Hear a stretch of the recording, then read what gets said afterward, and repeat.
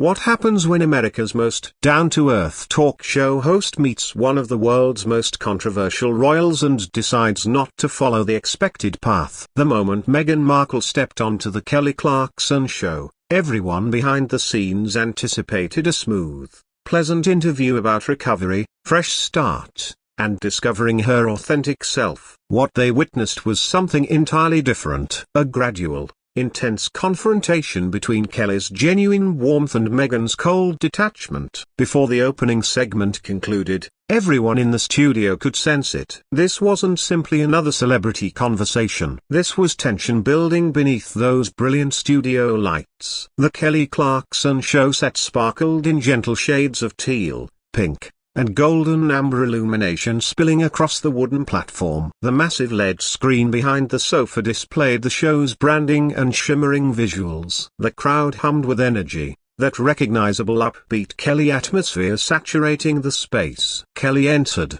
microphone in hand, beaming as people applauded. She gestured enthusiastically, chuckled, did her signature little spin, then dropped into her seat with the comfort of someone who truly enjoyed being present. "Everyone," she said, catching her breath while grinning. "My upcoming guest is definitely someone you recognize. She's been featured in more news stories than I could possibly mention. Previous actress, previous working royal, advocate, podcast host. Please give a warm welcome to Meghan Markle." The crowd clapped enthusiastically, some genuinely excited, others simply intrigued. Meghan emerged wearing a black outfit, each gesture measured, each expression carefully crafted. She offered a restrained wave, nothing excessive or informal, and embraced Kelly in a manner that appeared genuine from a distance but felt detached up close. "Thanks so much for inviting me," Meghan stated, settling into her position, crossing her legs with deliberate elegance. Her expression was flawless. Her gaze told a different story. "Hey, appreciate you coming,"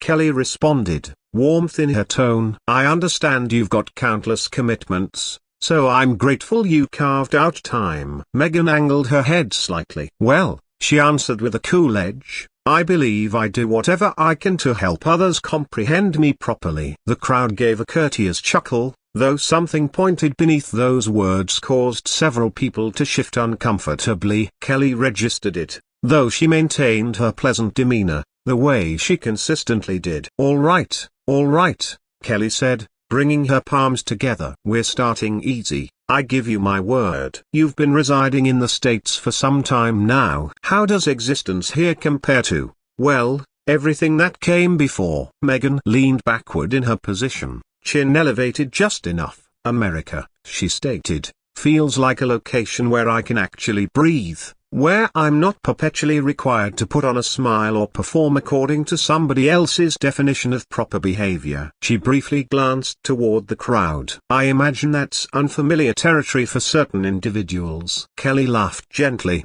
attempting to maintain the lightness. "Well, I think everyone's performing for someone these days. Instagram, relatives, school meetings, whatever it might be," she said playfully. "But I understand your point. Are you experiencing more contentment now?" Meghan's expression grew slightly rigid. "Contentment is subjective," she responded. "I wouldn't characterize my existence in brief catchphrases. It's more substantial than that." Then it appeared. That subtle air of superiority that seemed out of place against the vibrant, welcoming environment surrounding them. "Absolutely," Kelly said, nodding thoughtfully. "Well, one thing folks do observe frequently is your activities, your charitable organization, your various endeavors. You discuss service often, psychological wellness, giving people strength. What's been the most significant aspect of this new phase for you?" Meghan exhaled as though the inquiry was somehow inadequate. "Significant," she repeated. "I believe phrasing it that way overlooks the essential point. Service isn't about personal satisfaction. It's about addressing what requires attention, regardless of whether anyone acknowledges you." Then she included with a deliberate little expression, "You'd be amazed how many interviewers overlook that detail." The crowd produced an awkward chuckle. Kelly blinked briefly, then maintained her pleasant expression, unaffected on the exterior. "Hey, I don't object to acknowledging service. Kelly answered easily. I'll recognize anyone raising funds or assisting others. I acknowledge my children when they consume vegetables, so I'm pretty accommodating. The audience laughed authentically this round. Kelly embraced that positive energy momentarily, then transitioned into more complex territory the production team had arranged. You understand, Meghan, she proceeded carefully. Many individuals watching from home hold mixed perspectives about your journey. Some respect you, some have concerns. When you reflect on everything, the royal existence, departing, the public discussions, the published material, do you hold any second thoughts about how you've presented your narrative? Meghan's expression sharpened instantly. Second thoughts? She said, the phrase almost sounding insulting to her.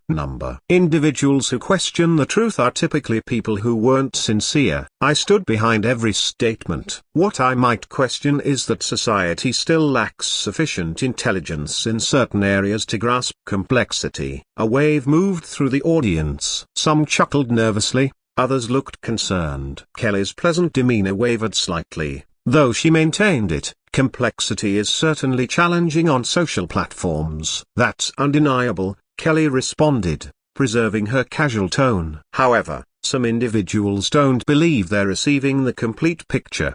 They encounter different accounts of situations in various discussions, and they become puzzled. Is that difficult to observe from your vantage point? Meghan released a gentle, joyless laugh. Individuals who are puzzled, she stated, typically haven't been attentive, or they're absorbing tabloid publications and random podcasts rather than listening to me directly. She regarded Kelly with a cool, evaluating stare. That's essentially the challenge, isn't it? Everyone desires to feel involved in my narrative, yet very few are genuinely willing to comprehend it. Kelly's fingers contracted around her stack of prepared questions for a brief instant. She loosened them equally quickly, smoothing the uppermost card with her thumb. Well, she said carefully, since you're present here, I believe it's reasonable to say my viewers want to receive it directly from you. So, let's discuss Harry for a moment. The crowd responded with interested murmurs, leaning forward. We all observed you both stepping away from royal responsibilities. We viewed the public conversations,